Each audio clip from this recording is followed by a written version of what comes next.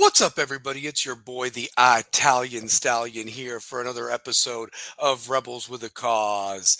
You know what time it is, baby. It's Wednesday night. It's time for the cause because that cause don't stop when the clock hits zero. Don't know how much time we're going to have a show for tonight. Didn't have a guest, and my co-hosts have had a lot of things going on. I've had a lot of things, and there going to be some things coming up where we may not have a show every week. Some things my work schedule that I'm excited about, but we'll see what ends up happening as we progress and so forth. But anybody that's watching live or recorded, definitely hit that like and subscribe button, babe.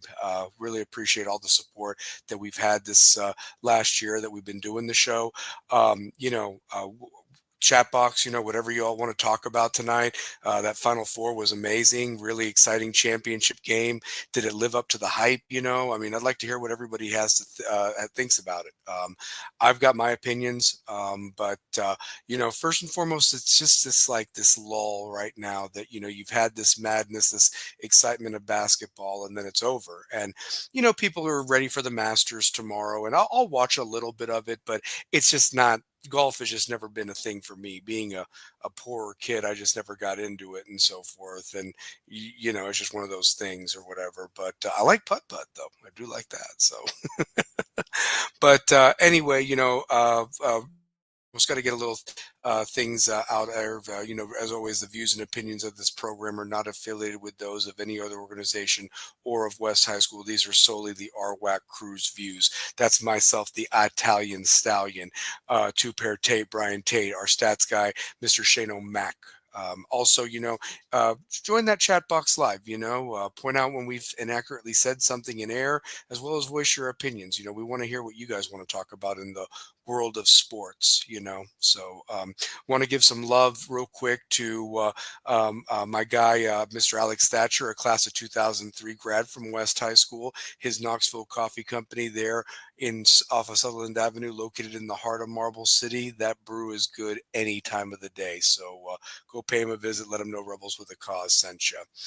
Also, can you believe it? We're in April already, and the prom is right around the corner. If you need a haircut for prom, hit up Miss Rice. Also, hit up Razor Shop Barber Shop of Knoxville. See Josh Fink or Corey. Let them know Rebels with a Cause sent you. So, also got to give some love to Big Fact Sports Network. Follow them at 332 Studios, doing some exciting things. So definitely, get that out there and so forth more than anything. So, got a comment in the comment box. So, what is up, Mr. Kerry Reeves? How are you doing, bud? Best podcast on YouTube. Thank you, brother. Means a lot. Final Four was fantastic. I enjoy the Masters every year, and it's always an exciting sports event. Always fly the W. You bet. That's what we do here, baby. That's what we do. Yeah, no, that Final Four was definitely just unexpected. I of course had Florida, as a lot of people did, but credit to Houston for not giving up. A lot of people may say that Duke had choked it away or what have you. I just think that you saw the experience versus the youth more than anything. Experience paid off. Seniors stepped up and made plays, made free throws. Underclassmen did not. So that's just one of the things, and it's going to be interesting how the tournament now goes going forward. Sure, you're going to have your one and dones, but you're not going to have a lot of fifth year guys or grad guys much anymore with the COVID extra year now officially done in all sports, especially after baseball this year. So something to kind of keep an eye on. I did have a couple of the games, obviously, what I find funny is that I was right that the first one to 70 would win that game. And it ended up being Houston, there at the end. And realistically, it was looking like Duke would get there. But when you go cold from the field for 5 minutes, that dooms you. You just can't do that, especially in the Final Four on the big stage like that. So, the game, though, that I really want to talk about is that Auburn versus Florida game. A lot of questions came in about Janai Broom. Was he at full strength? And I'm just going to say, Janai Broom that everybody saw all year, and he had been banged up. Let's not, but there was something there. And I don't know if he was on painkillers, but something looked off. But credit to Florida for the adjustments they made at halftime. This Todd Golden guy is going to be around for a long, long time. So unless the NBA comes calling, this is going to be a new era. And I could see them totally going back to back next year. They got this 7'9" guy that's no stiff that's going to be out there. They already have size. They'll find people in the portal. This guy can recruit. They're not going anywhere. And I hate to say that to Tennessee fans and so forth like that, but this team is going to be a pain in the ass for many, many years to come. And he's the new Billy Donovan, but better. He did it quicker. And credit to them for finding a way to get it done. They found a way to get it done every time they were down, I hate to put this banner up, but I'm going to put this banner up. Congrats to Florida on winning the tournament. It's a hard tournament. It is a hard tournament, but they faced to win, whether it was against Connecticut, whether it was against Texas Tech, Auburn, and then Houston led for 39 minutes. I mean, I want you to think if you're a Houston fan. You came back from 14 down against Duke, won, got rid of Duke, and you lead for 39 minutes. And it just, they made a couple more shots. And between you and I, when Florida got the second technical, I thought that it was done. No team normally wins when you get two. Houston was up and in firm control with 15 minutes to go in that game. They were up by 12. They had really neutralized Clayton. Elijah Martin really hadn't done much. It was Richards that kept them in the game up until that point. Condon did a better than how he showed up against Auburn, but that game was really Houston's to lose. I mean, Calvin Sampson is probably still up at night thinking about this. You beat Duke and you led for most of that time, and Florida got it done. What I do want to remind people, which I find very interesting that's been lost in all this, Duke may have been the favorite going into the Final Four based on their performance and who they played in those 4 games. But Florida was the betting favorite going into the tournament and had all the momentum from that SEC tournament. And one could argue, and I'm not a Gator fan by any means, but that SEC tournament took a lot out of those teams. I think it was a miracle that, Auburn and Florida made it to the Final Four and ultimately proved that the SEC was the best tournament, was the best team. But then you got to give credit to both Duke and Houston, who maybe their conferences, more so Duke, the ACC was garbage this year. But look at Houston in the Big 12. They had some powerhouses there. But those teams showed that they were worthy to be there as well. So you had 3 conference champions in Auburn, who was the number 1 overall seed. But Auburn just looked like a typical Bruce Pearl team, just not prepared, did not make the adjustments when needed. I mean, they had a 9-point lead going into halftime. And again, like I mentioned, this coach for Florida makes these adjustments like crazy. And, Auburn's guards could never get it going. Some could argue Duke's guards could never get it going. Honestly, I mean, if it wasn't for Cooper Flagg and Con Knipple, Duke wouldn't have even had that lead. Everybody else really didn't show up. I mean, my question is, and I get that you draft players on potential and maybe what they could do, but Kaman Malawach, 7'2", didn't have 1 rebound in that entire game. I mean, guys, in the NBA, if 6'8" guys are going to bully that kid around, I mean, I get he's going to go. He's probably going to be a top 10 pick, whatever. They'll work with him. He has shown flashes, but the kid has only been playing basketball for 4 years. He was a soccer player before that. And yeah, it was Lob City when they could do that. But as you could see, when they were underneath him, he couldn't do the lobs. So credit to Houston's defense for taking those easy 2 points away from Duke and making them work for everything there. The other thing that I'm going to stress too is, and anybody in the chat box can bring this up, I found it very interesting that Auburn and Duke struggled from the 3-point line. And Florida made the threes when they needed to. Houston obviously made the threes when they needed to, more so in the Duke game than they did against Florida. But what I find interesting is that there's been this old, I don't know if it's like a folk tale or what, but you've seen performances from certain players that it didn't bother them. But a lot of shooters do get bothered by the fact that the game is played in a dome rather than in a basketball arena. I've heard, I mean, I'm not a professional basketball player by any means or was ever that great or anything like that. I mean, I could make a 3-pointer when I needed to, but my shooting style was not what usually guys have that are ball players.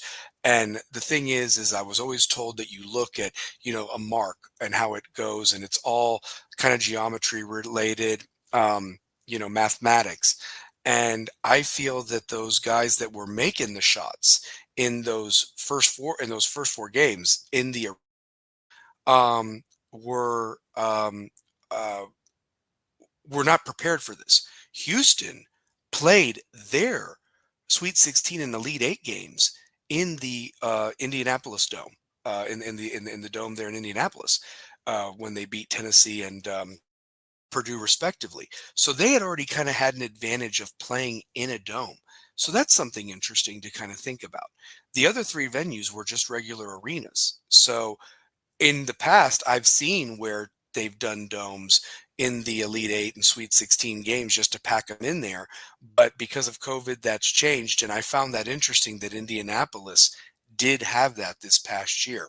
And Indianapolis is going to be the host of the national championship game next year. I'll have to look at the sites. Of who's hosting the regional finals to get to the Final Four. That's going to be something interesting to see which team is better prepared for shooting in a dome compared to an arena. Just some observations. The chat box, please bring it up and so forth. So yeah.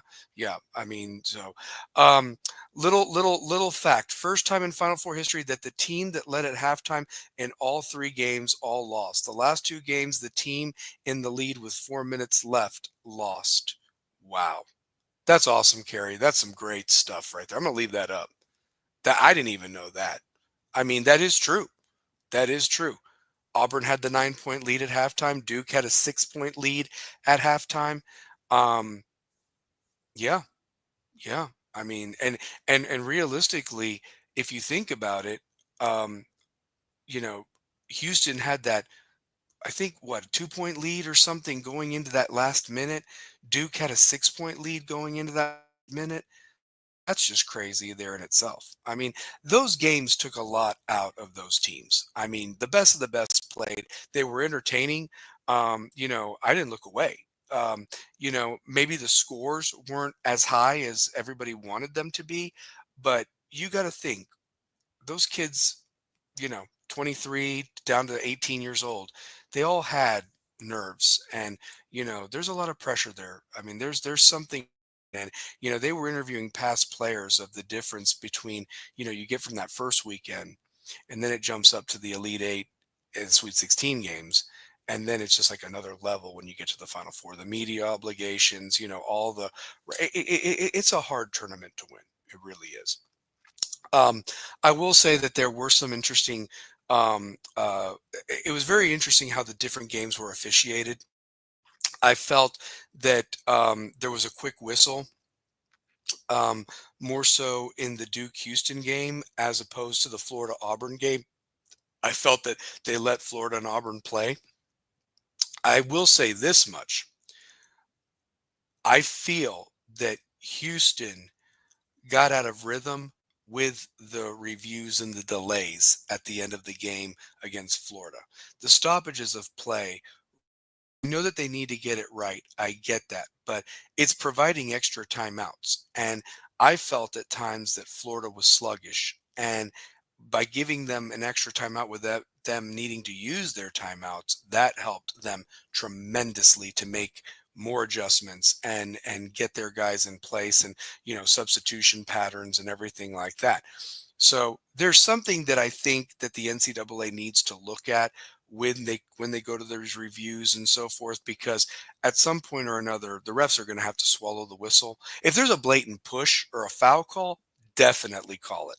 But, this ticky-tack stuff that you have in the game and you decide it in the last minute, I have some issues with that.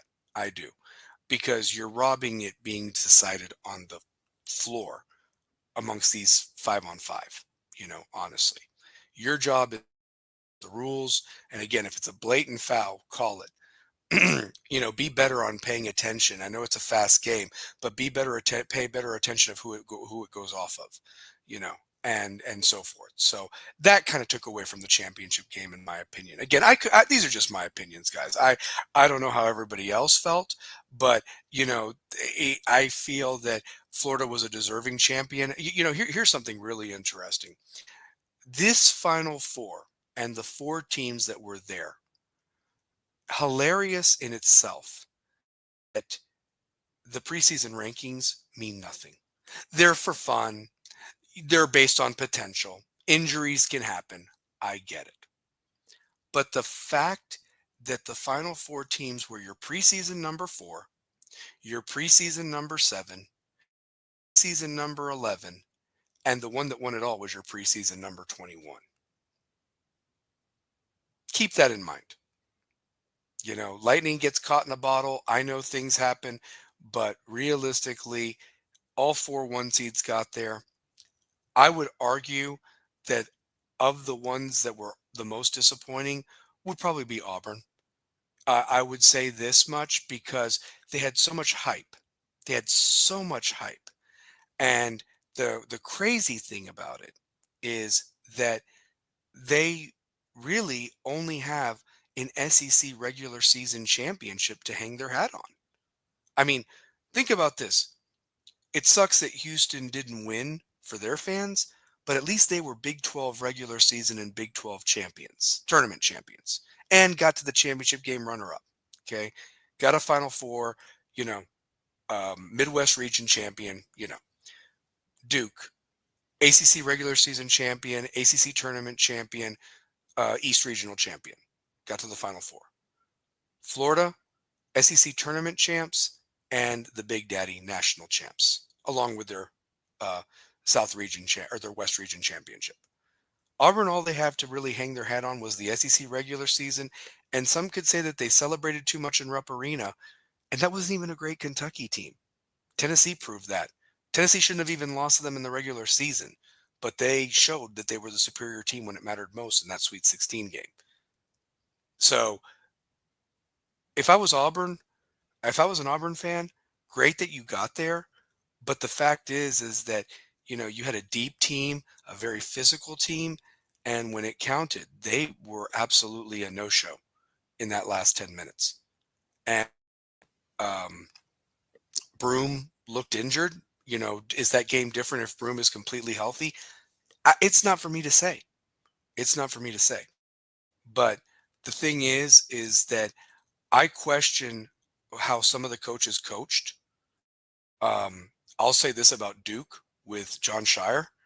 You had a deep bench that you went 1 through 10, and your guys were dog tired at the end, and maybe you should have made a couple more substitutions. He was very Coach K there at the end. And it was weird that Coach K was in that arena or in that stadium there. And it's just like it's like almost like you forgot how you coached the other 38 games. If I'm looking at this as just a fan of college basketball, your guys were dead tired at the end and you weren't subbing like you had all year. Maybe you didn't have the trust that you had in them, but maybe guys hits a shot. Houston, Samson was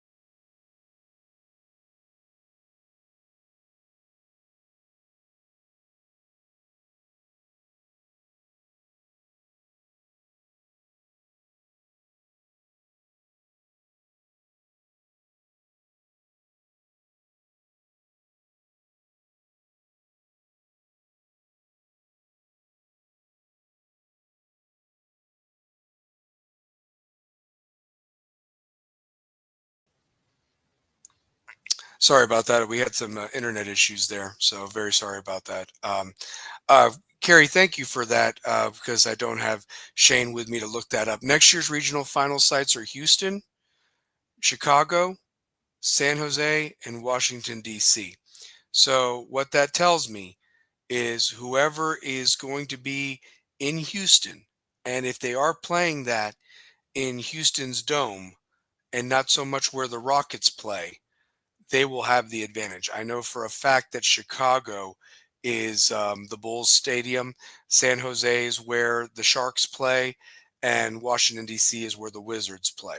So and the Senators. So realistically. That's going to be something to watch. The 2027 Final Four will be in Houston at Reliant Stadium. Yeah, that's what I'm saying. So I think so next year is going to be Indianapolis, Houston in 2027, and then basically I believe eventually we got robbed. It's supposed to be in Atlanta and Mercedes-Benz Stadium. That was supposed to be the year of COVID that got canceled, and I don't know why they never, you know, paid them back for what they needed to do because that stadium is beautiful. So yeah, yeah, yeah. Yeah, Larry, I know that you were happy about that one. A lot of fans were happy about that one. So yeah, I think also that Houston uh, a lot got taken out of them in that game to come back, and Florida just looked off for that first half. I don't know what the hell was going on with them, but they were a second half team. I mean, you got to give Florida credit here. I mean, the thing is Houston led for 39 minutes against Florida, and I'm still baffled by that. But it doesn't matter how long you lead for. I mean, it matters is if you have one more point than the other team when zero is on the clock. So simple as that. You know. Um, I did want to do something. We can talk more about basketball. And Larry, I hope that you'll come on next week. Send me your email, bud, if you don't mind. I would love to do a WrestleMania show next week because WrestleMania 41. Let me get the banner real quick. I want to get that. I want to get that back up there. Hold on one second. WrestleMania 41 next weekend, and love to break down the matches and talk about predictions and how we think the event's going to go. It's here, so I hope that you can maybe come on next Wednesday and so forth. So, how does Houston lose the Natty? They had the best defense in the country all season. I don't know. I don't know, Larry. I don't know. I mean, they figured out Duke, but they couldn't figure out Florida for the whole 40 minutes. I mean, they probably played Walter Clayton as good as anybody had all year. I mentioned before you jumped on, Richard kept Florida in the game, but realistically, I mean, Elijah Martin wasn't doing much. I mean, like the Florida guys had not really been there, and Houston was in firm control with 15 minutes to go. And I mentioned earlier, and you missed this. I've never seen a team win with two technical fouls, whether the one was on the bench and then a player got one for bouncing the ball. I mean, you just can't lose your composure, especially like in a championship like setting. But Florida overcame all of that to win. And it was almost like they were destined to win. I go back to that Texas Tech game. They were dead in the water. Anybody else knocks those free throws down. But and how would you feel if you were a Texas Tech fan? You had them on the ropes with 3 minutes to go. And I know that's like an eternity with a tournament, but you had them beat. And I'm not saying that Texas Tech, beats Auburn. I don't know how that goes. Games are different from different, and it's all about matchups. But I mean, Texas Tech had them like corralled. I mean, you could argue Houston did, but it was back and forth. They were trading baskets there in that last 5 minutes. But that I mean, to lead for 39 minutes, that that's going to hurt Houston fans for a long, long time. So yeah, yeah. So I'll get it to you. Yeah, thanks, Larry, because I want you on next week. So for sure, and we'll do 9:30. Yeah. So, um, Steven Johnson, what's up, brother? I'm glad you're on the show tonight, baby. I hate to say it, but I think the Florida was the best team in the country this year, hands down. The way they beat my Vols in the SEC championship game was crazy. Yeah, and here's the other thing too. If you guys missed it earlier, and this is what I said. Duke may have been the favorite going into the Final Four based on how they had played. But if we remember, based on that SEC tournament, Florida was the favorite going into the NCAA tournament. Their performances were a little, but if you think about it, what did that tournament really take away from those teams? I mean, I think it's a miracle that Tennessee and Alabama got to the Elite Eight, because they played deep in that tournament. Auburn, banged up. Florida, those four teams got far, and they didn't have a cakewalk. I mean, they played some very good teams. And I just think that, Tennessee and Alabama respectively ran into two very good teams that met and put on a classic affair. And so all I'm saying is that, and then I said this, Stephen, at the beginning, just a minute ago, Carrie can vouch for me. I found it intriguing as anything that your Final Four teams were your preseason number 4, your preseason number 7, your preseason number 11, and your preseason number 21. And I think the preseason polls are fun. That's what they're there for. They're to talk and everything like that. But realistically, some of these teams never reach the potential or what their rosters might be like. I know injuries happen and everything like that. But the fact that your national champion was the preseason number 21.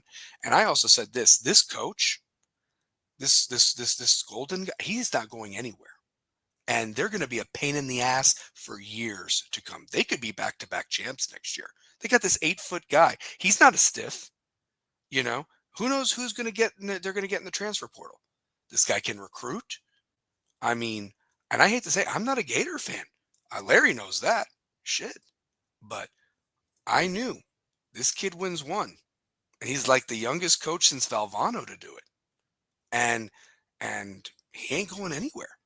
I mean, unless the NBA comes calling like they did Billy Donovan. But they're going to be here for a while. And that pains me as a Tennessee grad, fan, whatever you want to call it. So, it's going to be their championship until somebody comes back and says otherwise. Um, you know, I know that they always do that early way top 25, but it's just still too early. I mean, the transfer portal, forget going to the NBA draft, the transfer portal, more than anything. So yeah. So, I mean, yeah. Oh yeah. Oh, absolutely. Why wouldn't you want to play for a guy like that? He's young. He relates to the kids. I mean, and they looked like they had fun playing for him. His staff was prepared. The in-game adjustments that this guy made were unbelievable.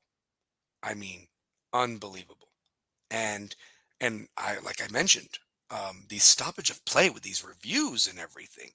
I mean, I really think that gave Florida some life there at the end for him to keep talking to his team. And Samson was doing what he could, but at the end of the day, Florida was the national champion, and you can't take that away from him. So, yeah, they had the 8-footer. He didn't play this year. Yeah, he redshirted, but apparently he's good to go next year. And I mean, they were a big team already. I mean, everybody talked about Duke's length and everything like that, and Duke being the tallest team, blah, blah, blah. Florida may have had some small guards, but they were efficient guards. They made shots when they needed to. They protected the ball when they needed to. When Florida stopped turning the ball over, that's when the game changed. I think they were nervous, but they hung around long enough and did what they needed to do to come back like they had in the Texas Tech game, like they did in the Auburn game. They came back pretty quickly and took shape of that game. But I'm thinking more of the Connecticut and the Texas Tech games more than anything. Also, Florida looked more sharp in their first game of the weekend, more so than their second game of the weekend, but they still found ways to win. The Connecticut game was the second game after they had blown out Norfolk State. The Texas Tech game was after they had blown out the Maryland. And, they won comfortably against Auburn. At any point in that game, especially when Florida was in control and Broome wasn't doing anything for Auburn, I felt, guys, that Florida was not threatened at all. Not at all. Auburn had no answer. And listen, I'm not going to hide. I don't like Bruce Pearl. And that's me. But realistically, Bruce Pearl proved what he is. Okay. He's not a bad coach. Not saying that at all. What I'm saying is when it comes to X's and O's and what needs to be done, he didn't do it, you know, and he has proven that time and time again with superior talent. And he had superior talent this year. He had one of the people that was up for player of the year, and who was playing hurt. So I don't want to, and I'm not making excuses. Florida won that game. I mean, if Broom doesn't get hurt in the Michigan State game, is it a different story? I can't say. I can't. But I'm just going off of what we had at that moment and who was available and who played. And he looked like a shell of himself. And Florida was banging on him and he wasn't making the shots. Auburn's guards were complete no-shows and got schooled. And they had no answer. They had nobody to guard Walter Clayton. I mean, he was just put them on his back to make sure that they got to that championship game in that Final Four game. I mean, that's it. So, yeah. Yeah. No, and that's fine. And Steven, here's the thing. Pearl did me dirty. He did me dirty back in college. I was a young aspiring broadcaster and I made a mistake and he I don't know if it was his ego or he wanted to, show off or whatever, but he made this 22-year-old young man feel like this. And I wrote an apology letter and I admitted that I had made a mistake. I didn't know the rules of getting a coach and the proper channels to interview before a game. And you would have thought that I just told him, fuck you. And I didn't. And he wouldn't give me an interview that rest of that semester. My resume tape was based off of Pat Head Summit. And she never denied me an interview. And that's why that woman is in my heart for the rest of my life. And Pearl had to give me an interview when I got hired at Channel 10 here locally in Knoxville. But at the end of the day, he could have accepted my apology and given me a chance. And he didn't. He was a dick. And yeah, I cursed him. And he hasn't won shit since.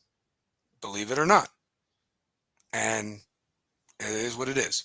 But at the end of the day, he did that to a young aspiring broadcaster and shattered whatever confidence I had. And that was one of the worst years personally in my life. But karma.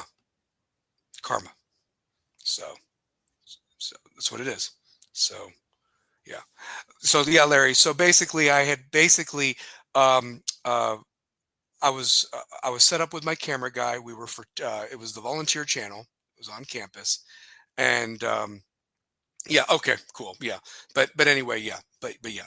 So um, when I got hired right out of college at Channel 10, the local NBC affiliate here in Knoxville, and I was in the sports department, he had to give me an interview. But the thing is that my sports, the main sports anchor, Steve Phillips, rest in peace, he had already done the proper channels through going to the SID and everything like that. So there was nothing. And then after the games, I always would ask the questions on press row and everything like that with the camera set up and then have it ready for the 11 o'clock news or even in the morning, depending on how late that game was. But but I've never felt so small before. And again, I wrote a letter of an apology. I tried to apologize face to face. Nothing. Nothing. So fuck him. And who knows who else he's done that to. You know, I was young. I was excited. I wanted to get an interview just because I saw the other three people that were there. That was Channel 10, that was Channel 6, that was Channel 8. And I just thought naturally, well, of course he's going to do it for the student run broadcasting thing. I didn't know. I even explained that in my letter. So that's how I feel about it. I haven't told many people about it. Tonight was the first time I talked about it. I've held that in for 20 something, 19 years, whatever the hell it's been. So, but karma. Him and me have the same amount of championships. 0 when it comes to national. He's got some tournament championships. Good for him. But that's all I say about that. So, yeah. Yeah. Yeah, no, and it is. It is. So my friend Mark, who comes on the show sometimes and says hello or whatever, he says, "Did you do the curse?" And I go, "Yeah." But look, look, it it's just it could have let bygones be bygones, and the timing of it, um, Girl that I was engaged to had just broken my heart, left me for my best friend. I mean, it was all in the span of 2 weeks of all that happening. And I was like, anybody else want to take a kick to the nuts to the stallion? Does anybody else want to fuck me in the face? So yeah, again, and I'll do this banner real quick. I mean, I'm just being real. I'm just being real. I know it ain't 11 o'clock yet and no Rebels After Dark stuff, but I ain't affiliated with that. But we're having a real talk, and that's what happened with that guy. So, but it is what it is. It is what it is. You know, um, again, I enjoyed the basketball. It was a great tournament. Did it not have okay, I need to ask this question to the chat box. So please, if you watched it, great. If you didn't, I really believe, I really believe that was one of the worst one shining moment vignettes of all time. I mean, honestly, I mean, there was more fan stuff. I mean, where were the plays? Where were the dunks? Where were the great 3-point shots? I know we didn't have many game winners, but I watched it like twice just to make sure that I saw it correctly. And some of the announcers, yeah, but I would rank that as one of the worst in terms. And then that final shot of the ball on the ground, and typically they do, but I was like, man, what were they doing? And I know that they had to edit it real quick to get it out, but you had time to get the other stuff in there. I hardly saw any of the powerhouse highlights until they got towards the end, when Houston came back on Duke or when Florida beat Auburn. But those teams were dominant before. Why weren't we seeing any of that stuff? Yes. Yeah. No, it was. It was lackluster showing. Not too much excitement. I mean, if I'm on an island here, I'll admit I'm on an island. But I was like, this was it? Like, if I was a Florida fan and you like to go back and watch your one shot, I didn't even see many of like Walter Clayton's highlights. This guy had 30 points a couple of times. Where was like all the 3-pointers made by Caleb Love? Where was the dunks by Cooper Flag? Where was this stuff? So what that they didn't win? I want to see like the exciting things that got you from that first weekend of the championship. I don't need to see a fan shaking his pom pom or, I mean, show the cheerleaders. We won't see that, but come on. Like, I mean, what about the girl with the flute when Villanova lost a couple of years ago and they showed her tears? I mean, where was that? There was no emotion. It just, like I said, maybe I'm making too much of it, but the one shining moment always sums up what your tournament was. And I think that was a disservice to who won the national championship, the teams that were in the Final Four, and for the fans that, can always look back and be like, oh, I remember that shot, or I remember that player. Whatever happened to him if he didn't make it in the NBA? It was missing. I feel like they played more highlights from that first four stuff than they did anywhere else. And I mean, some of those games were way more exciting, especially compared to that, horrible first round. But I'm going to say this, and maybe you guys can agree with me on this one. I don't think that we'll have many Cinderellas in the future. The way that this goes now, sure, you'll have your one and dones, the transfer portal, but realistically, it's who has the best NIL money deals, it gets the best players, and if they can stay injury free and buy into whatever these programs are selling, honestly. Now, Larry, I know that, you are not happy with Hubert Davis. I don't know what North Carolina is going to do. Right now, it's not looking good for them. Um, you know, I don't know where Kansas goes from here after the disaster they had. I'm talking about the Blue Bloods right now. Connecticut, I think they got this kid, one of the better players in the portal. So Danny's going to have something going there with Connecticut, and but what happens with St. John's? What happens with some of these teams that were very good this year that didn't make it? And what I'm getting at is, unless you have a very good NIL program to attract these people and then they buy in and you have a coach that can do some X's and O's, I don't know. I mean, I just don't know. So, yeah, yeah. Yeah. I mean, well, Larry, can I tell you this? I feel And this, you can't even compare this, because at least for you, Carolina has won a title in the last 10 years. We can't say that for Miami in football. I mean, but I just feel like it's like you're stuck in the mud. Like what are you doing? You might have a nice player here or there, but if you don't have the coaching and everything to go with it, you're gonna fall behind. And I think that these programs, I think in basketball, you can get there a little quicker than football. I really believe that.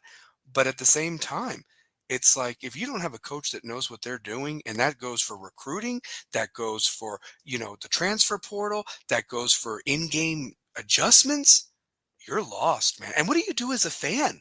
I mean, you grow up loving these teams, and they let you down. I mean, this is probably the least excited football season that I can be for as a Miami fan. And I will say this, they don't even have the spring game televised. What are you hiding? You have nothing. There's nothing to hide. Notre Dame is going to push that shit in Labor Day weekend. You heard it here first. Don't want it to happen. I'm probably the biggest Catholic hater of Notre Dame, being Catholic. But I'm a realist. 0-1 right away. There is no way this Miami team, with what I've seen so far and what's on that roster, and sure, they can get some more transfers, whatever, and so forth like that, but I ain't expecting much this year. If they win 6 games this year, that'd be a miracle. So that's how I feel about it. I've not said anything because I've been so into the basketball and everything like that, but now that I can kind of turn my attention to football, I ain't expecting much. So, I mean, I could be wrong. So, yeah. Yeah. So, yeah. Oh, Larry, great point. Wait a minute. Yeah. No, I want to get this. Yeah. Um, Will Wade is going to elevate the Wolfpack. Yes. Yeah. And here's the thing. Whether like you mentioned, you and Two Pair mentioned it a couple weeks ago, Duke is getting the players that North Carolina used to get. Okay. And now you've got this Will Wade, and he can do what he got in trouble for at LSU. I mean, players want to play for him. And you're right. And I think what North Carolina really needs to find themselves is what their identity is going to be. They have hit well on the transfer portal, but can you name me players that have been there other than Armando Bacot or RJ Davis that have stuck the course and grown, like they used to? Something's just not there that's clicking with Hubert and his staff, and I'm surprised about it. I really am. Not the Blue Bloods should never struggle with the amount of resources and money they have. But, I'm glad that you mentioned Will Wade. And I think, can I say this much? I think Miami in basketball. I know you're not a Miami basketball fan. With Jai Lucas, it was clear Duke was a different team without Jai Lucas there helping Shire. He was the defensive guy for Duke. And, I just feel that already who he's got committed to the program, he's going to turn Miami around quick. I'm not saying Final Four or anything like that, but I think that Jai Lucas could get Miami basketball to the tournament, and I'm happy about that.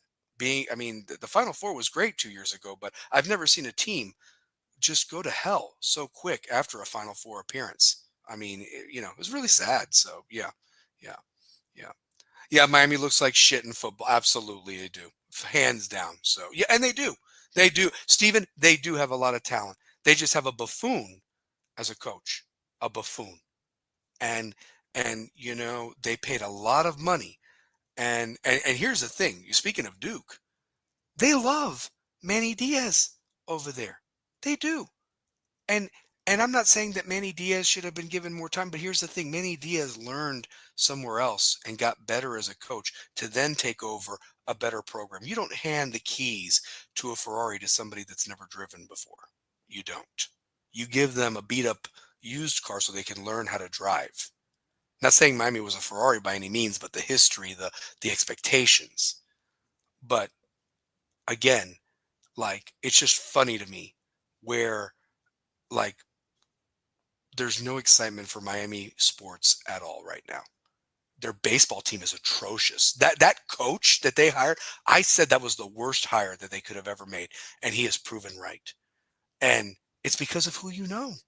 And it's like, once you got him gone, that needs to end that era. Go get a big time name like what Tennessee did and make a pro. I mean, Tennessee's unbelievable in baseball. I mean, they could go back to back. They're looking great, looking great. I can now focus now on baseball, but I've been keeping an eye on scores and sweeps and everything. Kicking ass. Miami and all their sports, pathetic. Hopefully, Jai Lucas does something for me. So, um, Hubert equals the basketball version of Lane Kiffin at Tennessee. Yeah, yeah, I'd say that. I'd say that.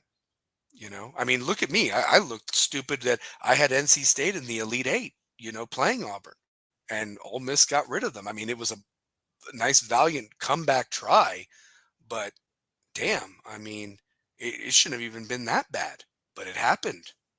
So, yeah. Buffoon is a compliment. Cristobal is from a fecal matter. And can you imagine this, guys? This guy's making 10 million a year almost. I want you to think about that. Yeah.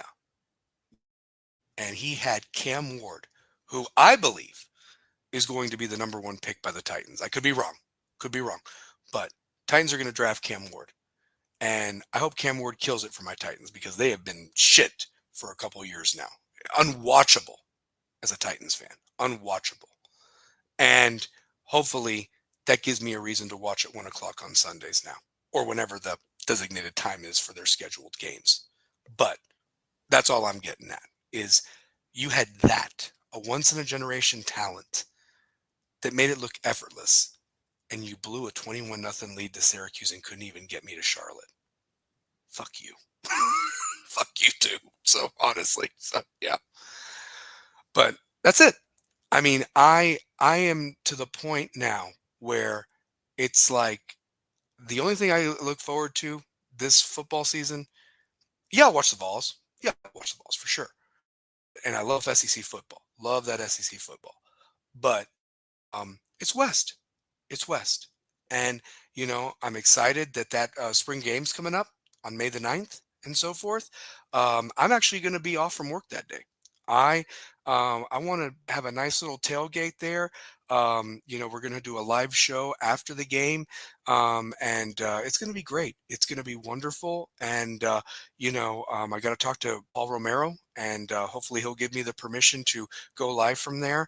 And be set up with the beautiful background of West Stadium, and just a fun show just to preview the team and see how they look going up against Science Hill. Now, I'm be honest with you, Stephen, I'm going to miss your son and these seniors that are done. I really enjoyed watching them, and I hope that this next group, can continue what the foundation that they've done and how successful they were as a group, as a class.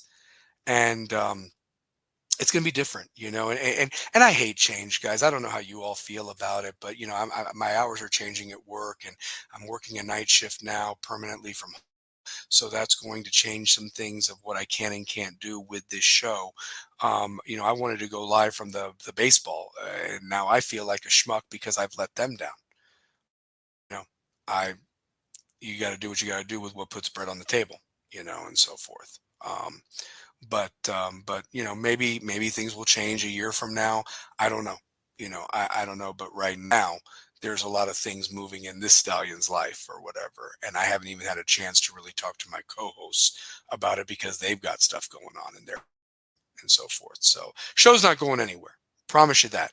It's just, you know, I'm just trying to make sure that I can, do it, give you guys, the right material, the good stuff, and that's the thing. I don't want to do a disservice, is what it is. And I didn't see this coming. I didn't. It was announced to me last week. Actually, I had a good enough face on. I had found out about 6 hours before the show last Wednesday, so I held it together, and now it's been a week and adjusting to this new schedule. So that's what's been going on with me and so forth too. So, I do want to do this real quick. I want to give some love to the spring sports at West. Again, like I said, I've been keeping an eye on the scores. I wish I could be there in person, but it just hasn't worked out. I want to give a shout out to the baseball team. I mean, they beat Maryville Christian last Friday 16-0. Last Saturday they had a home game against Gibbs and they won 4-0. Our boys lacrosse team beat Sevier County 18-1. At least we beat Sevier County in something, right? Softball, those girls, man, they're playing great. They actually beat Seymour 15-4. Baseball team played their hearts out against Bearden the other night, lost only 3-2. I can't even remember the last time the Bearden West game was that close in baseball, to be honest with you. So baseball team's doing some great things. West softball went on the road and beat Hardin Valley last night, 6-5. And not to be outdone, but the boys soccer team Heritage 9-0. I mean, that's like what, 72-0 in football or whatever like that. I mean, damn, 9-0. And props to Reed Franks, who scored a goal and was the player of the game. And it was his birthday, so happy birthday to Reed Franks, and playing with a brace on. So how about that? So yeah, but it's good stuff. It's good stuff. So yeah. I do have one of my co-hosts backstage that I'm going to bring on. So I think he's ready to kind of give his thoughts. So yeah, Steve, thanks, bro. Definitely going to miss him. I'm going to miss that.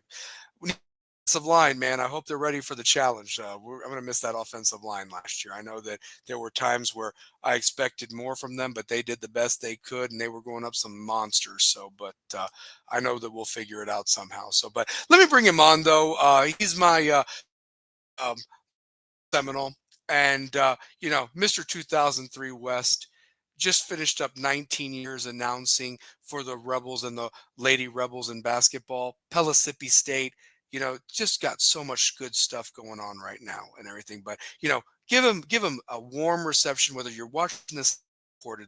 The one, the only, two-pair tape. What is up, baby? How you doing? Hey man, what's going on, man? Shout out to Steven Dink Johnson.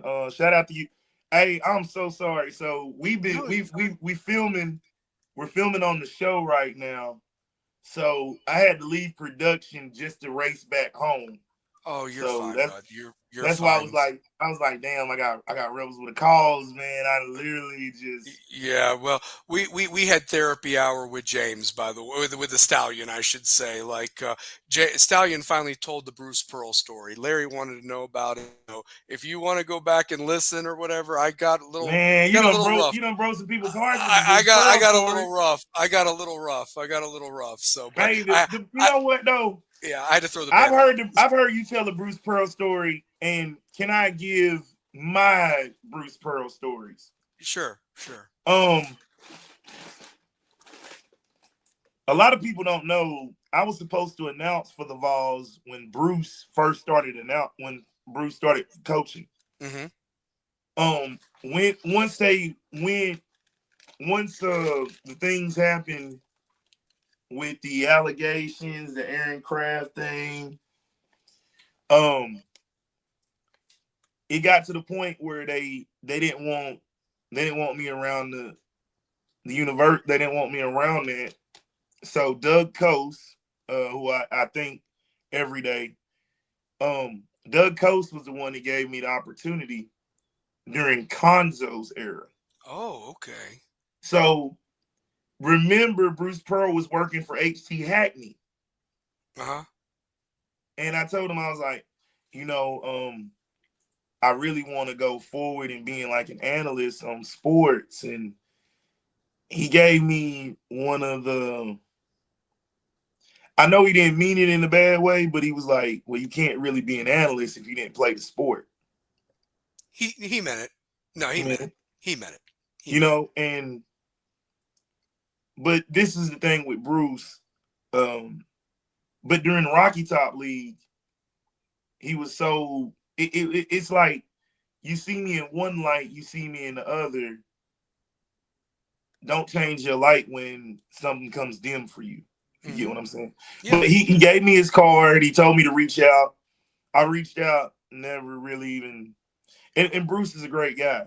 Bruce, the thing what I learned about Bruce is in this business, there's a lot of Bruce Pearls Mm-hmm. that you have your story with, right? Mm-hmm. Whereas my story with God rest his soul, Ben Job, is different.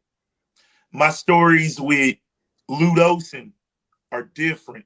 Mm-hmm. You see what I mean? Yeah. My stories with those type of coaches, with that story is different. Mm-hmm. My story is different with Paul Hewitt. Mm-hmm.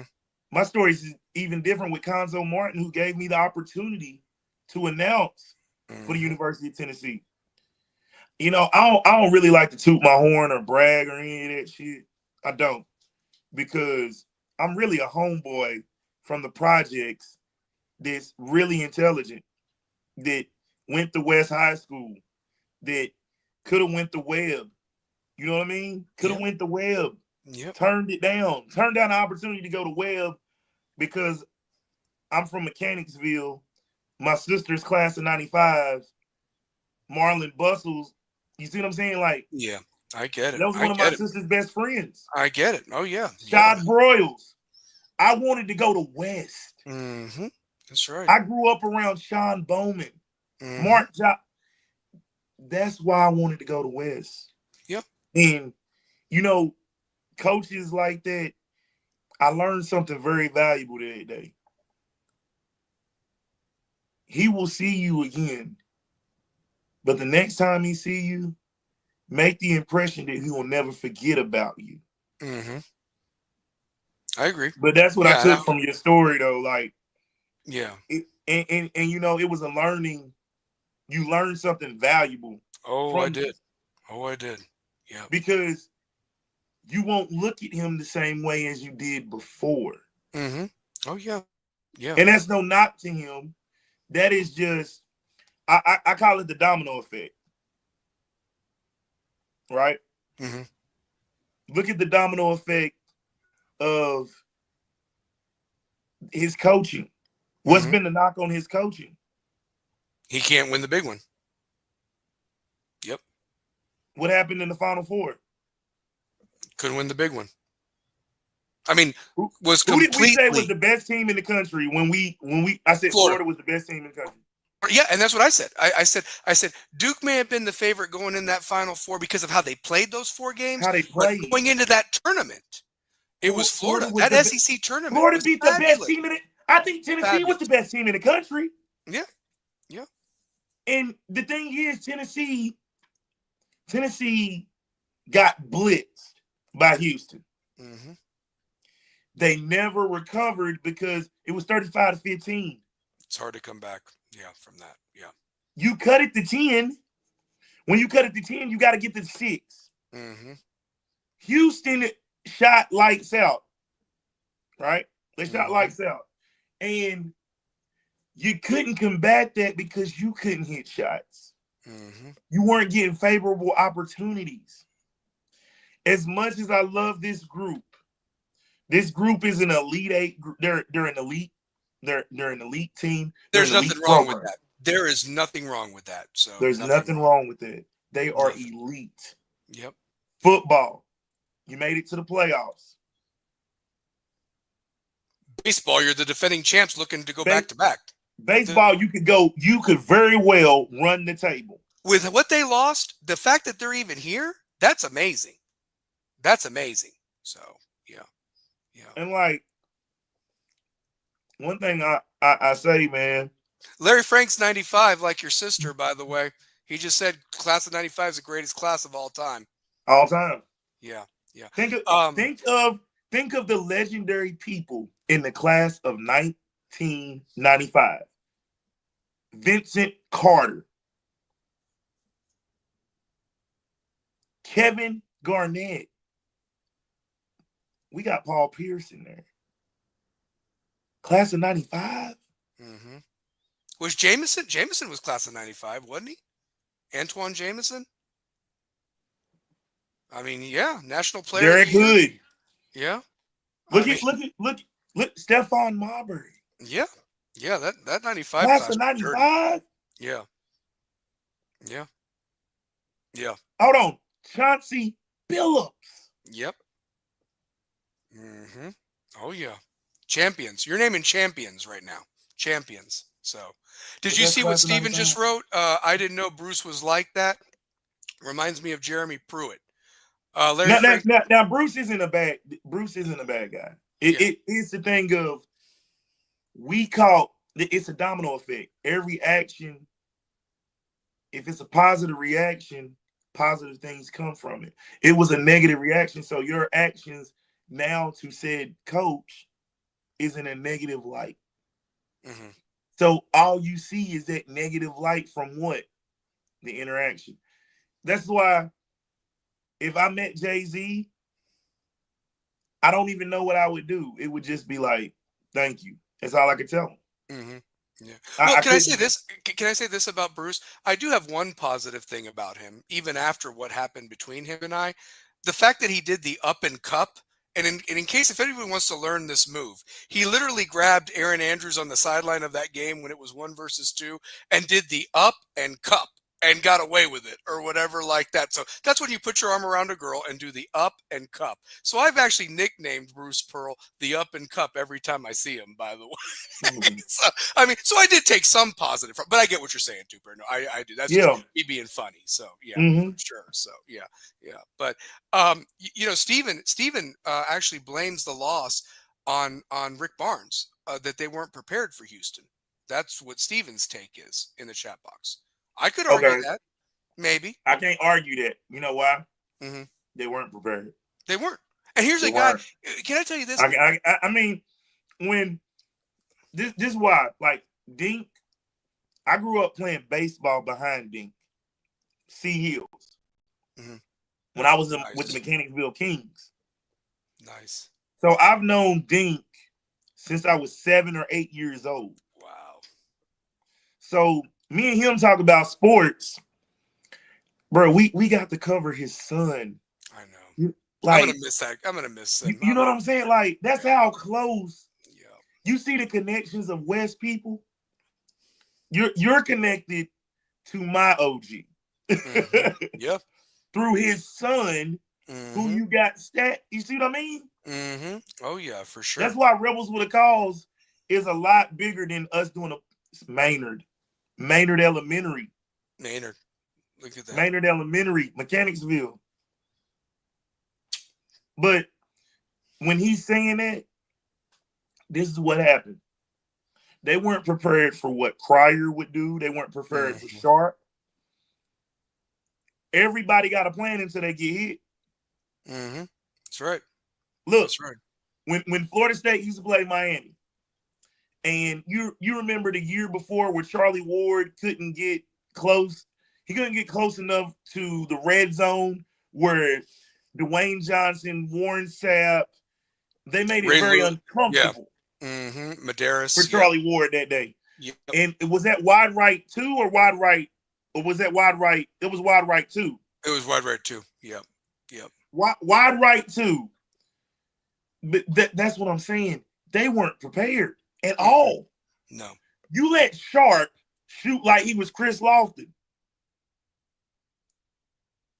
You let LJ Cryer just take over the game. Like, there were things in that game that just as a sports fan and as a guy who's been covering the Vols, this is my 13th year. 13 years. Wow. No. 14. This is my 14 for 14th year. I'll say my 14th year. But I've been around the program for a long time. I've watched teams like the teams of Ron Slade, the teams of Marcus Hayslip, Isaiah Victor, Charles Hathaway, Big Torrey Harris, CJ Black, Vincent Yarbrough, Dale Baker, Terrence Woods, Harrison Walker, Tony Harris. I've seen teams like that. Janice Grindstaff. I've seen teams like that were more talented than what we have lose in the Sweet 16. Mm-hmm. Or the second round.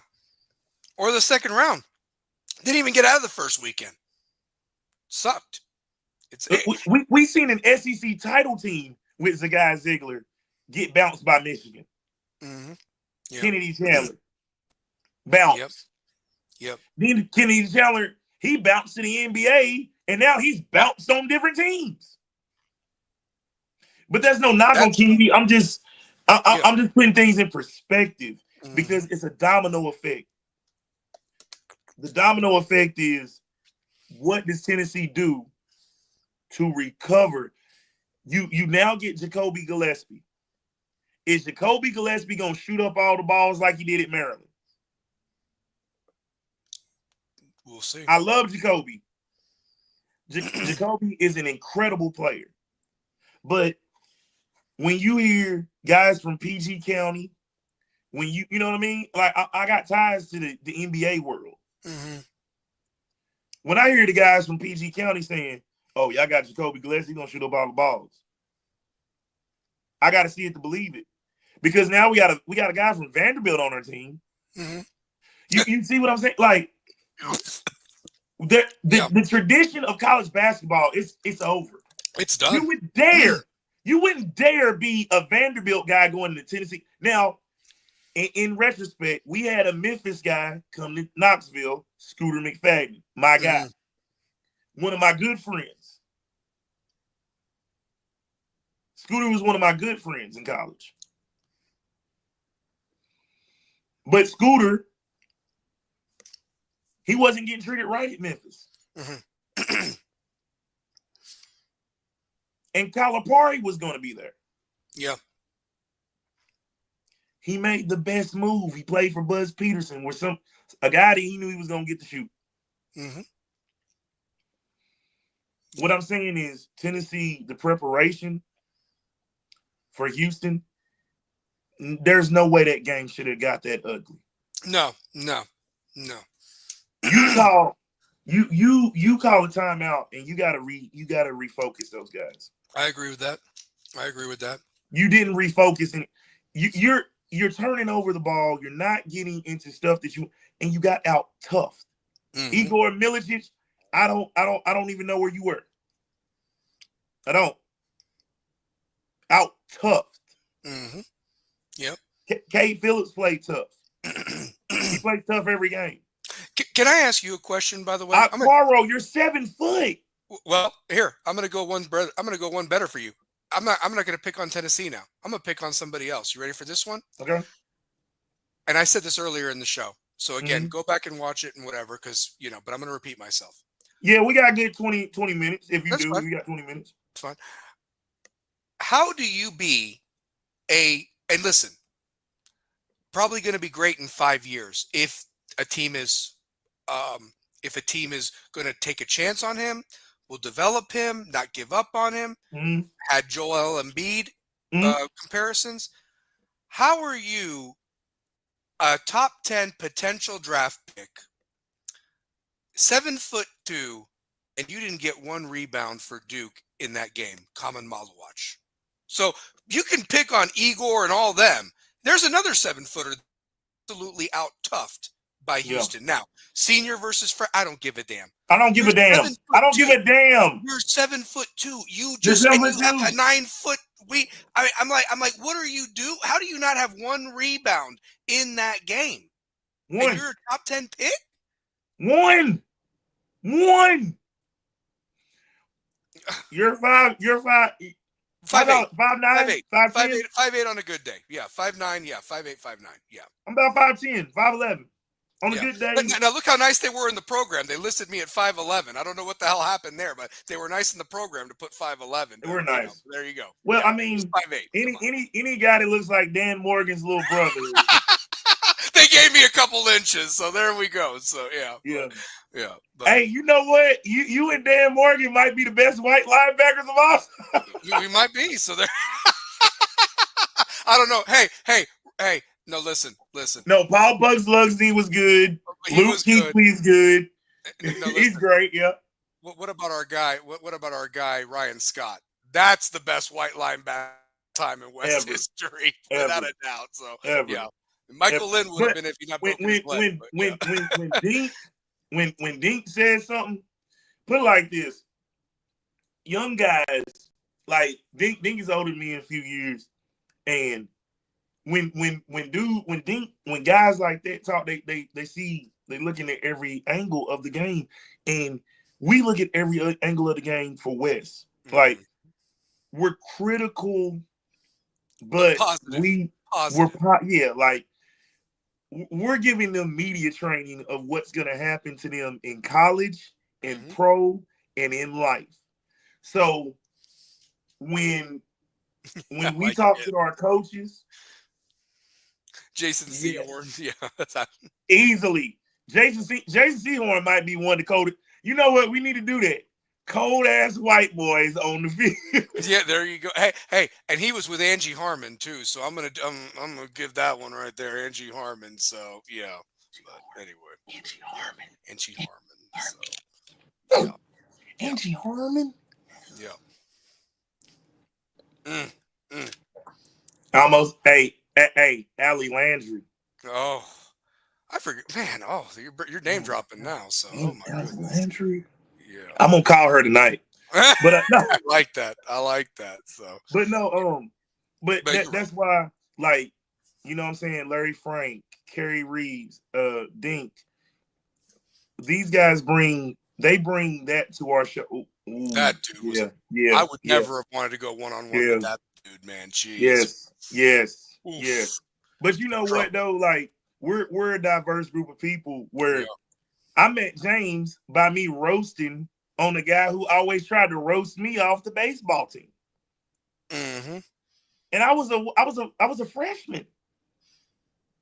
And I was a freshman playing football and basketball and student council and principals roundtable. I was all that bullshit. You were involved. Very. Before you were evolved. So there you go. You were involved. So yeah. Right. Yeah.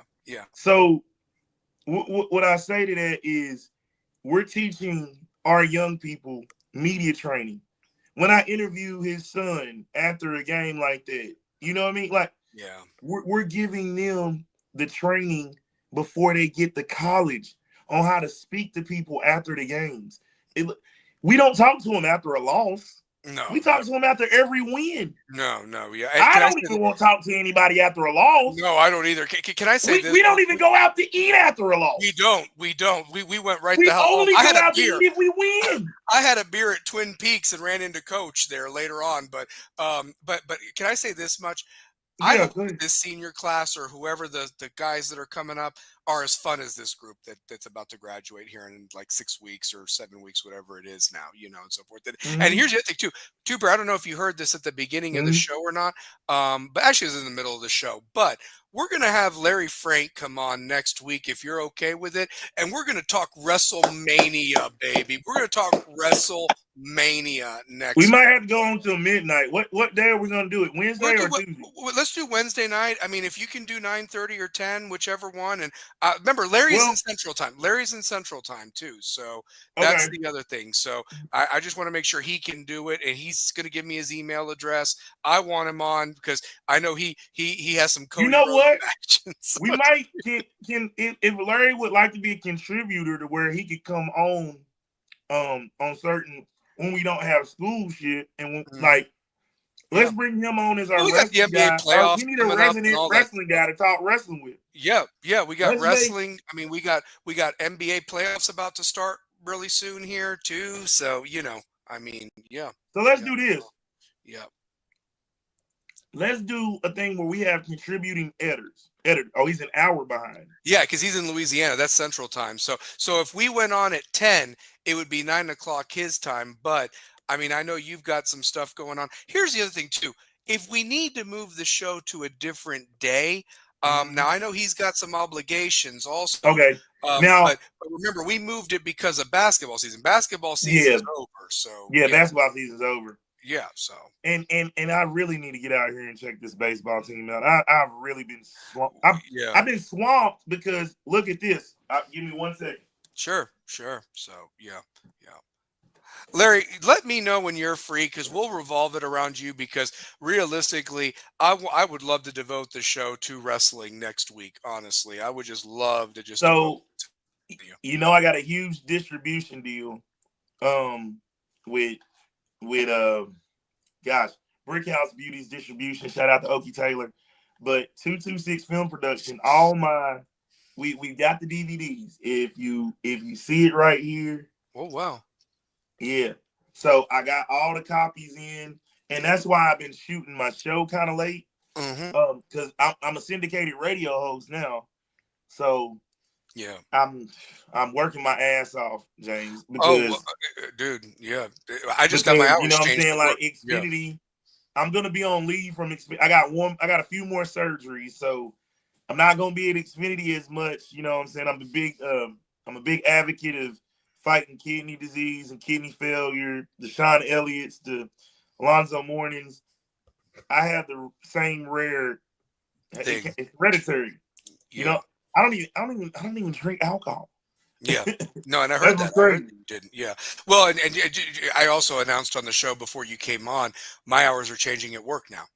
They're making me work nights, and so it's going to be a little bit difficult. I apologize to the baseball team. I'm not going to be able to get out there. Now, what I am doing, Yeah.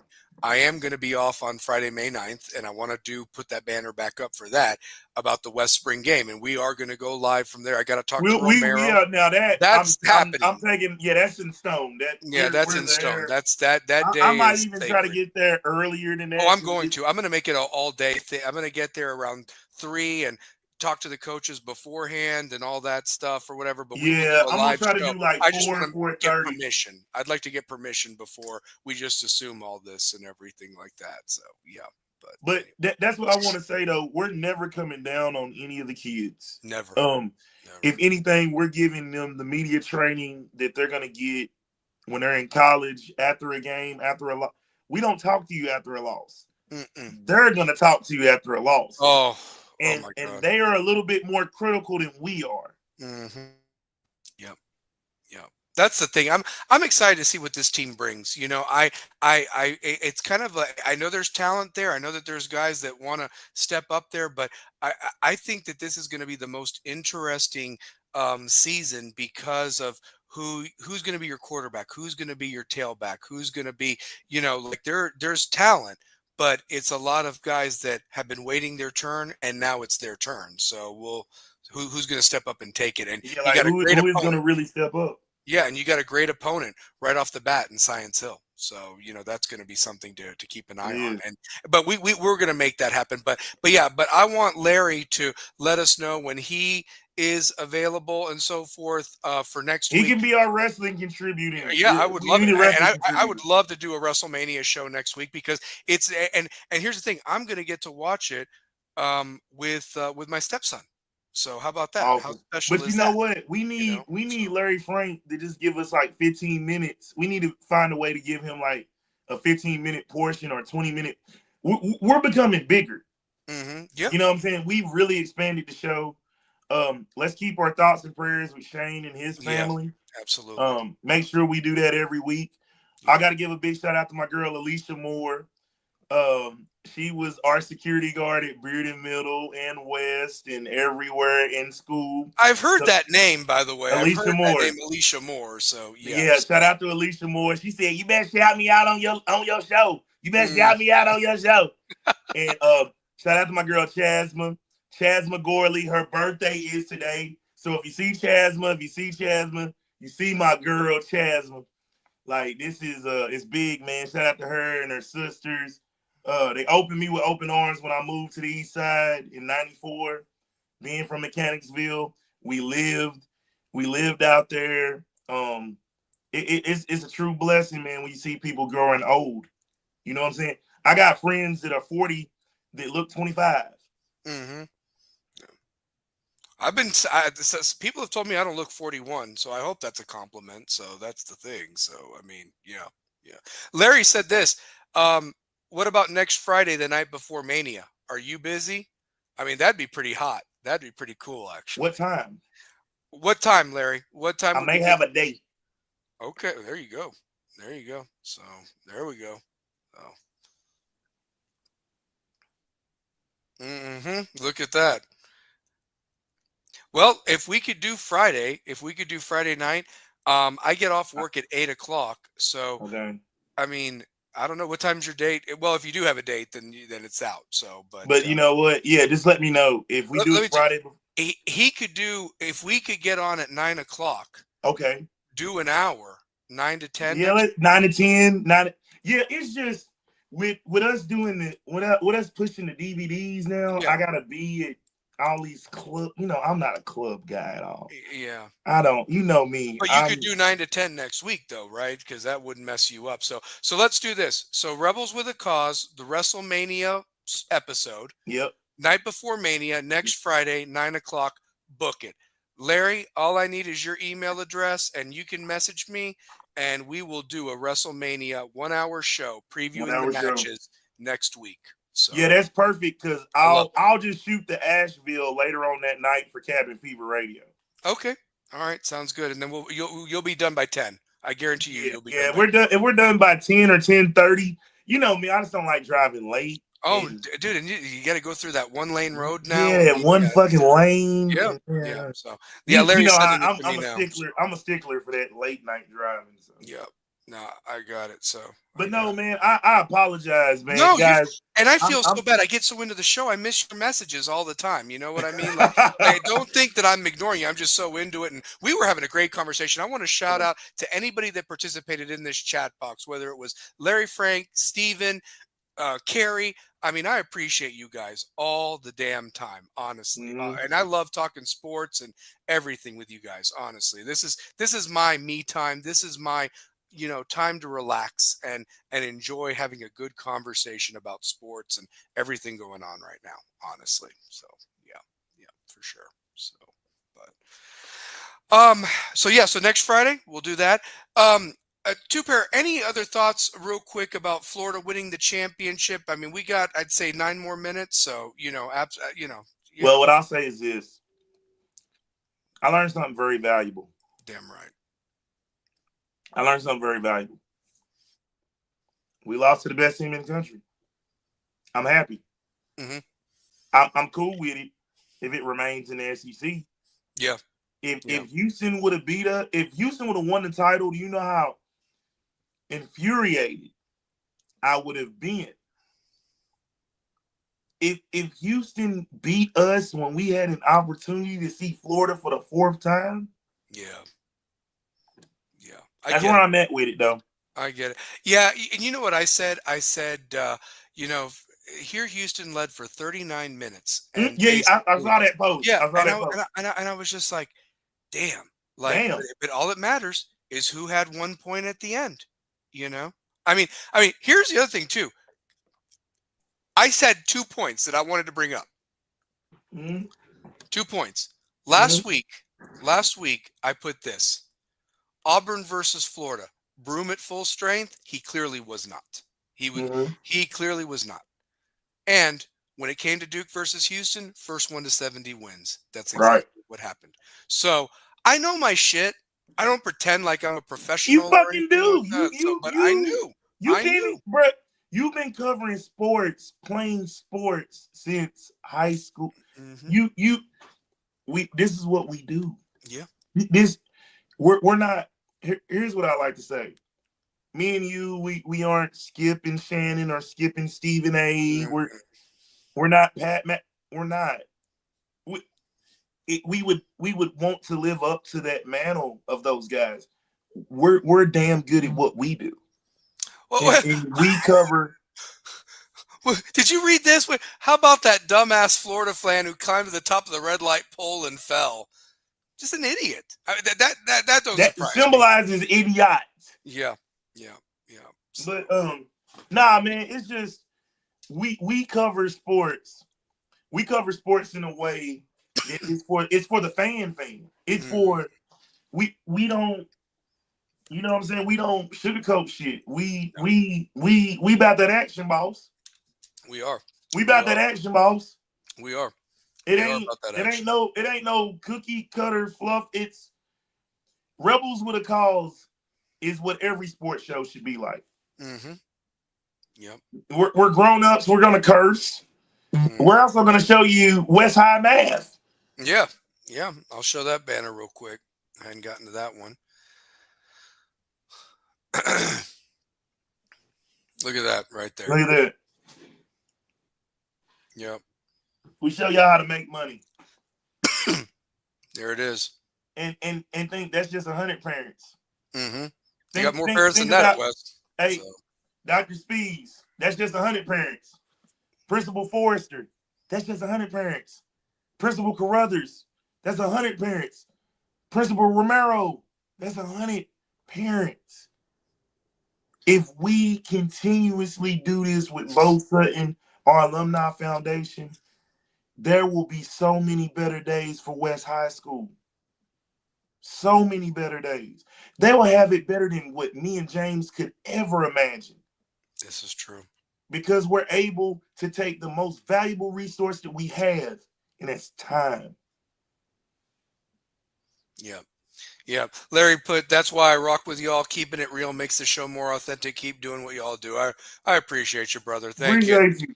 And like I said, if it wasn't for him and Devin, I wouldn't have come to you and said, hey, can we do a show about this? They do a show about Miami. And I And remember so you forth. said that, and I was like, I said, as long as, you know what I'm saying, I got the time, I'm here. You know what I mean? Like, oh, yeah. But, I'm super duper. I got 2 pair after dark, and you seen the ladies. Oh, yeah. Hey. Well, here's the thing. Look how much has changed in my life now. I mean, now I've got a different shift and everything. I mean, Shane has different obligations with his job. I mean, things change. I mean, I think that the fact is, this is episode 69. I want everybody to think about that. We're coming 69. up on 70 episodes. 70 episodes. Next week will be the WrestleMania. I think that's special that 70 is going to be the WrestleMania with Larry Frank on there. I'm wearing three different WrestleMania tees. I think I got 3. I may have 3 different WrestleMania, maybe 2. I'm wearing some of my favorite authentic. I'm from the old school of wrestling. Yeah. Guys like the Macho Man, Randy Savage. Let me tell you something, James. I walk to the top of the mountain and I see what's going down. And there's not a person in the world.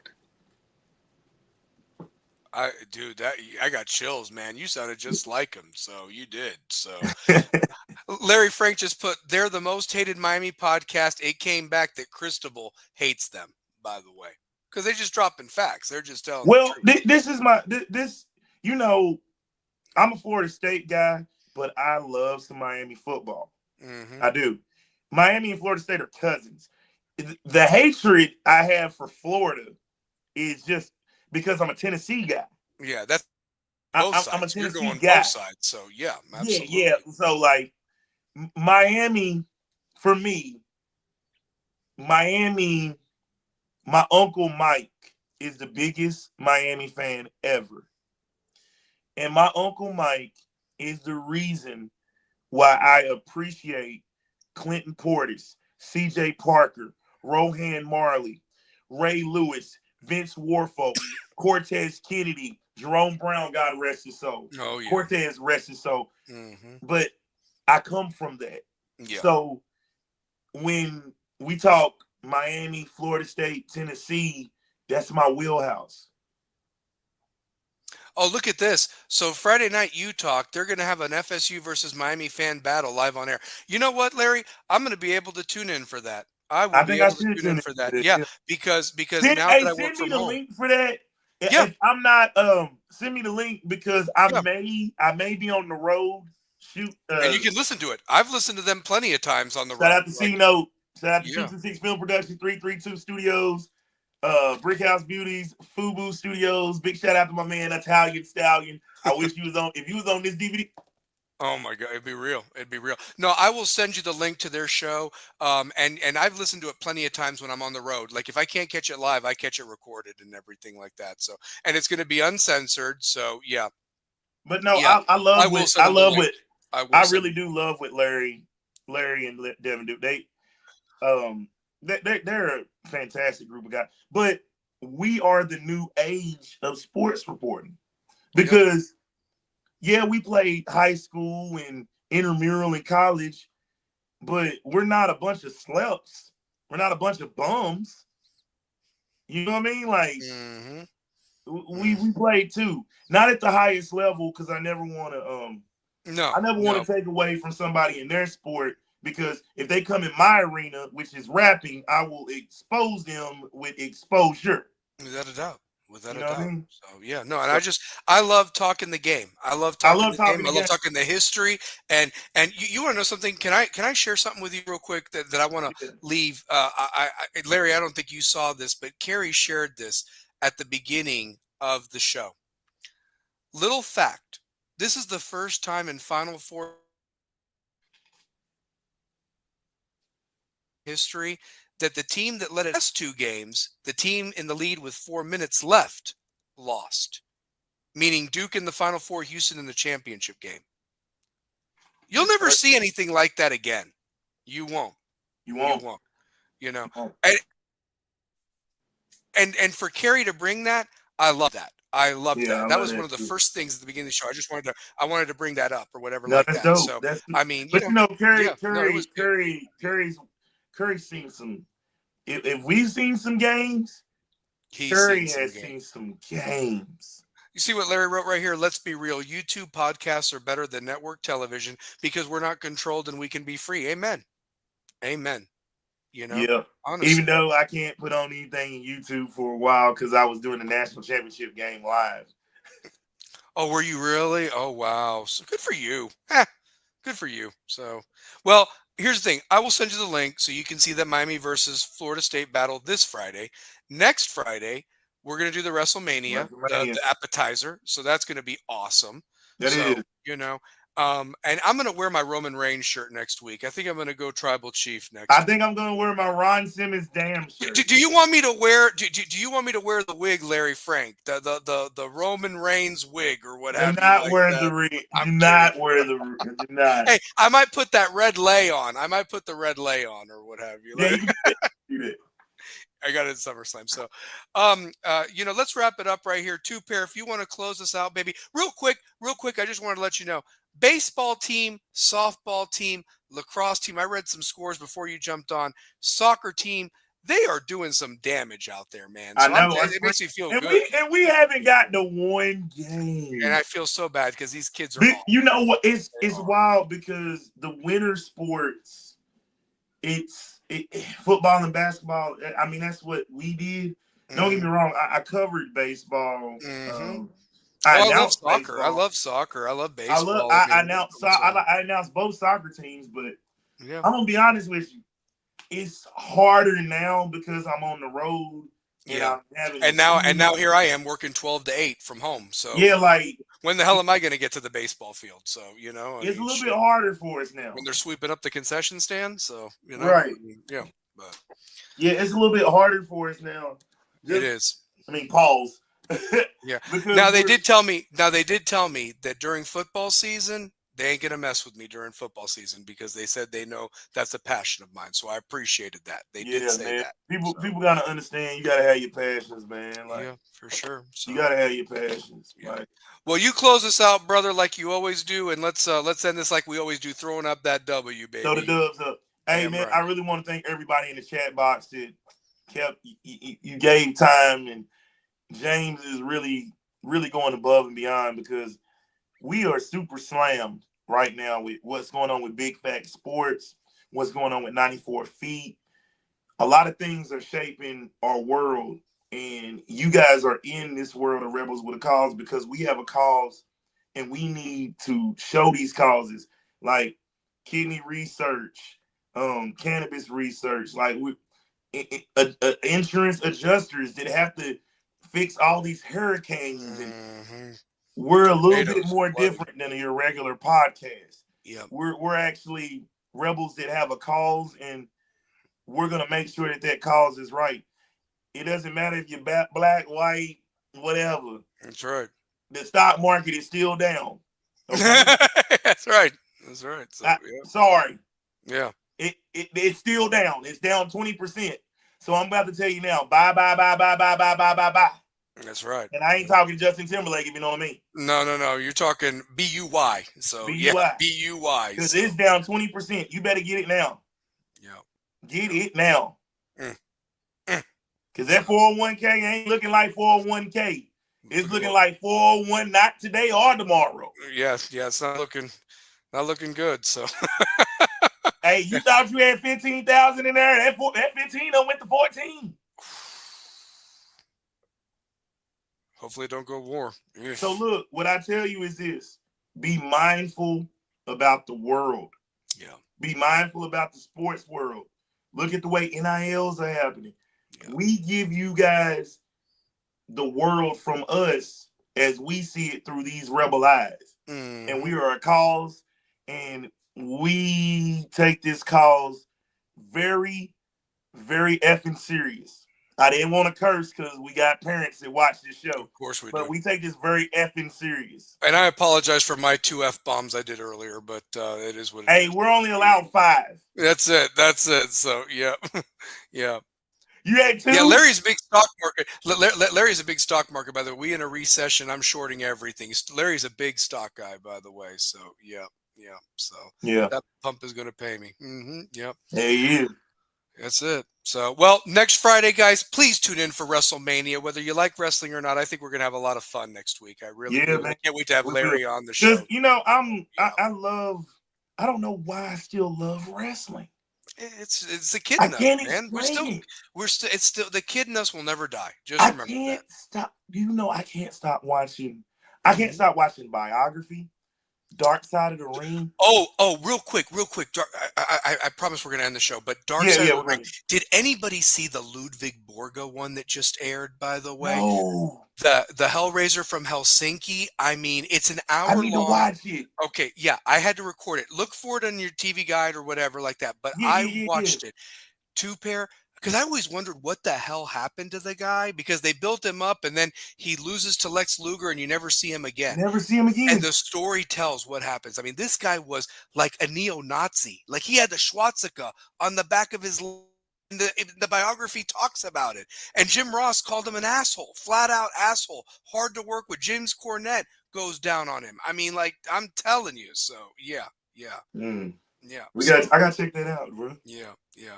Except Charlotte and Tiffany, that shit was cringe. Kaiser, yeah. 0-3 in marriages. Oh my god. Yeah, and that first woman wasn't bad looking at all. I'm like, how did you cheat on her? You were a fat white guy. I mean, goodness gracious. You're 0-3 in marriages. I mean, he got married like multiple times. I mean, the guy just sucked at life. I mean, he really did. So but anyway. So, well, 2 pair, we'll finish it up. Finish us out. W's up, baby. Next week, WrestleMania. Next week, guys. Thank you, guys. If you paid attention to us rambling on, peace. Peace. Have a great night, guys, and love each other.